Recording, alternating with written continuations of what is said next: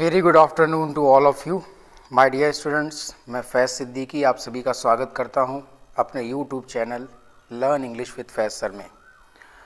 My dear friends, आज के lecture में, आज के क्लास में हम लोग डिस्कस करेंगे, जैसा कि हम लोग पहले से एक्टिव पैसिव वॉइस को स्टडी कर रहे थे, तो आज हमारा सबसे लास्ट जो लेक्चर है एक्टिव पैसिव वॉइस में, वो बेस्ड होगा इम्परेटिव सेंटेंसेस पर। इससे पहले हमने जो क्लासेस पढ़े हैं उसमें हमने आसानी से सीखा था कि किस तरह से इंडेफिनिट, कॉन्टीन्यूअस और परफेक्ट टेंसेस की पैसिव वॉइस बनाई जाती है। इसके अलावा हम लोगों ने ये भी जाना था कि किस तरह से कुछ एक्स्ट्रा जो रूल्स होते हैं उनकी पैसिव वॉइस बनाने के क्या तरीके होते हैं। तो माय डियर फ्रेंड्स, आज के टॉपिक में हम लोग डिस्कस करेंगे इम्परेटिव सेंटेंसेस को, how to make the passive voice of imperative sentences.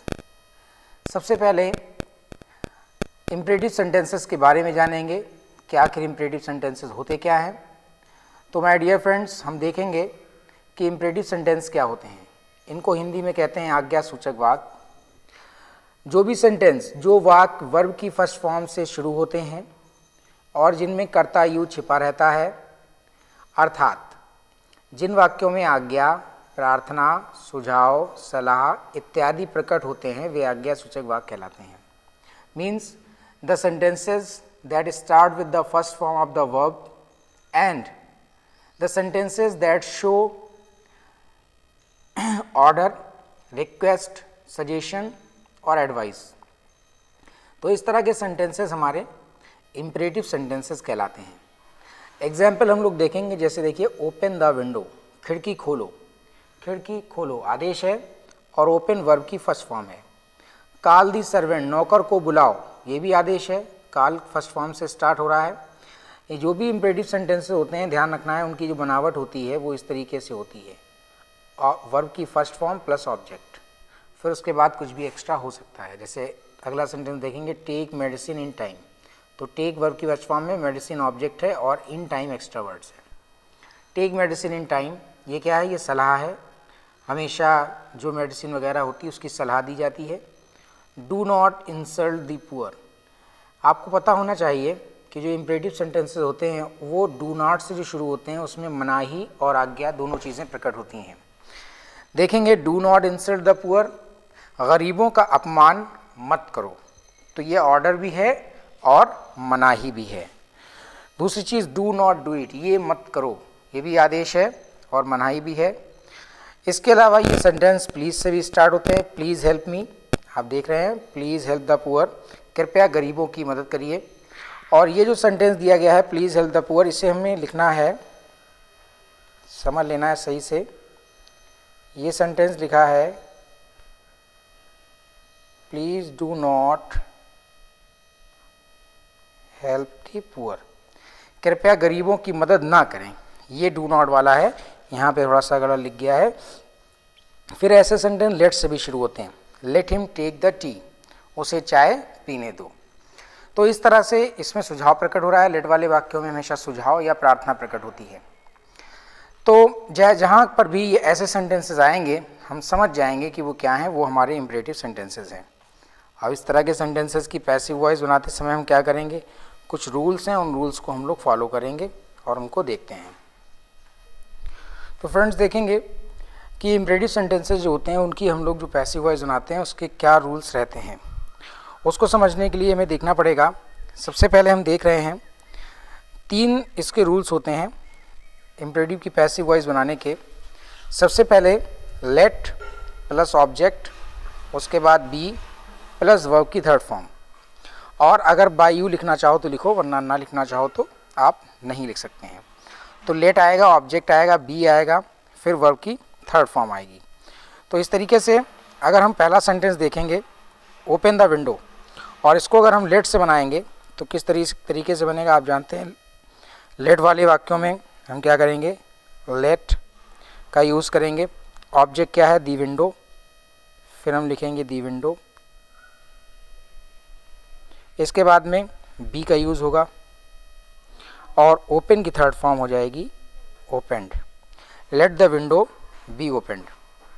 इसी तरह से जो हम एक चीज़ और देखेंगे कि अगर हमारा सेंटेंस जो है मान लीजिए उसमें आ जाता है कॉल दी सर्वेंट, तो हम लोग यूज़ करेंगे लेट का। लेट ऑब्जेक्ट लिखेंगे दी सर्वेंट, नेक्स्ट लगाएंगे बी, कॉल की third form called. Let the servant be called या let the servant be called by you. इसी तरह से और सेंटेंस देखेंगे टेक मेडिसिन इन टाइम, तो लेट ऑब्जेक्ट हो जाएगा द मेडिसिन, फिर be taken in time. Let the medicine be taken in time. Do not वाले वाक्यों में अगर डू नॉट आए तो बी से पूर्व नॉट लगा देते हैं, यानी कि बी से पूर्व नॉट लग जाएगा। जैसे do not insult the poor, insult first form है, द पुअर ऑब्जेक्ट है, तो लेट से अगर बनाएंगे तो क्या करेंगे, लेट ऑब्जेक्ट लिखेंगे दी पुअर और बी से पहले नॉट लगा देंगे, नॉट बी इंसल्टेड। ठीक है, आगे देखते हैं डू नॉट डू इट, तो लेट इट ऑब्जेक्ट है, कैसे बनाएंगे, पहले लिखेंगे लेट इट बी, फिर लिखेंगे done, let it be done. एक चीज़ और, डू नॉट आया है तो not, let it not be done, let it not be done हो जाएगा।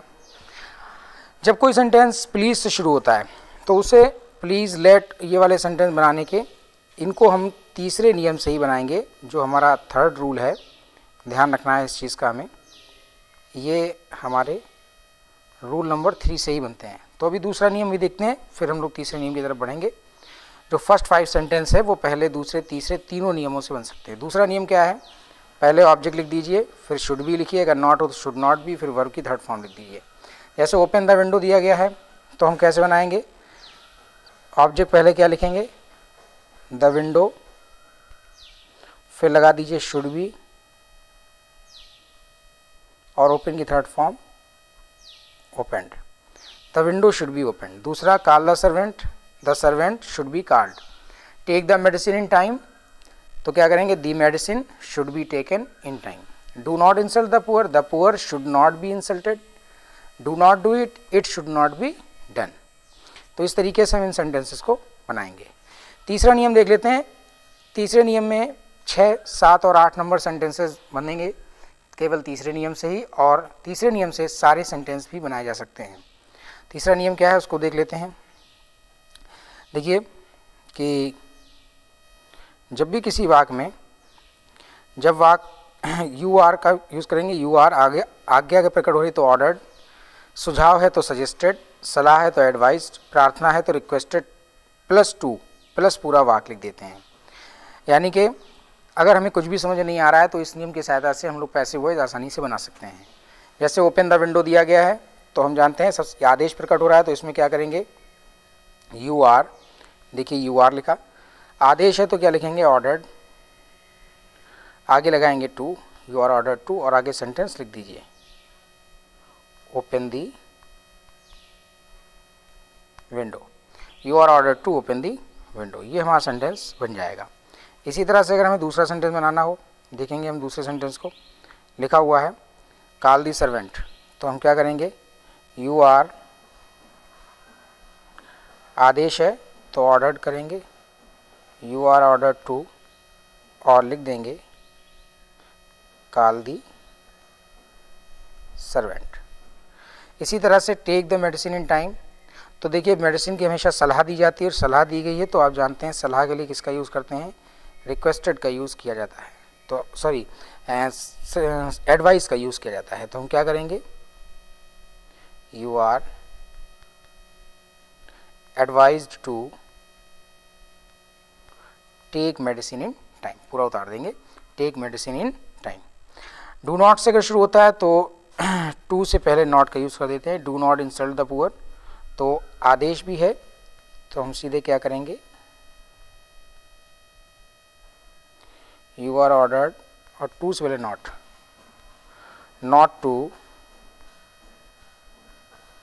Insult the poor. एक तो ये तरीका, दूसरा भी है, जब वाक्य डू नॉट से शुरू हो तो बी से पहले नॉट लगा देंगे, ठीक है, जैसे अभी हमने आपको बताया था, या टू से पहले, टू के तुरंत पहले नॉट लगा देंगे, नॉट टू हो जाएगा, ये बाद में लिखा है, ये बाद नहीं है, बी या टू से पूर्व, किससे, बी या टू से पहले नॉट लगा देते हैं। इसके अलावा या फिर हम एक और नियम का पालन कर सकते हैं जो हम देख रहे हैं, हम लोग सीधे से लिख सकते हैं you are forbidden to plus पूरा वाक्य लिख देंगे। जैसे देखिए सेंटेंस आपका दिया गया है, do not insult the poor, तो सीधे सीधे डू नॉट को हटाइए और लिख दीजिए you are forbidden to, do not हट गया तो क्या हो गया, इंसल्ट दी पुअर। तो इस तरीके से हमने देखा कि हम अपने सेंटेंसेस को किस तरह से चेंज करेंगे। इस वाले वाक्य देख लेते हैं, प्लीज़ हेल्प द पुअर, ये बनेगा आपके तीसरे नियम से ही, और प्लीज़ जब आता है तो प्रार्थना प्रकट होती है, तो सीधे सीधे हम करेंगे you are requested to help the poor. अगर ये सेंटेंस प्लीज़ डू नॉट वाला हमने बताया था, प्लीज़ डू नॉट से होता तो क्या करते, you are requested not to help the poor. Let him, तो हम बनाएंगे you are suggested to, you are suggested to, आगे क्या लिखेंगे, let him take the tea. इस तरीके से हमारे बच्चों हमने देखा कि जो इम्परेटिव सेंटेंसेस हैं उनकी पैसिव वॉइस किस तरह से बनाते हैं। अब इसके बाद हम लोग डिस्कस करेंगे सेंटेंसेस को और आसानी से पढ़ेंगे। आई होप आप लोगों के समझ में आया होगा। So it was all about your active passive voices. I hope you all are getting it very well, and if there is any kind of problem you can contact me on my WhatsApp number that is shown on the screen. So if you have any kind of problem regarding regarding your English grammar, then you can contact me. I am also running my online classes, and those classes are especially at a very nominal fees, and you can get the classes for a month just at 50 rupees per month. So if you are interested to join my classes, then you can send me the request and I will add you in the group. Okay students, take care, bye bye, and have a very nice day.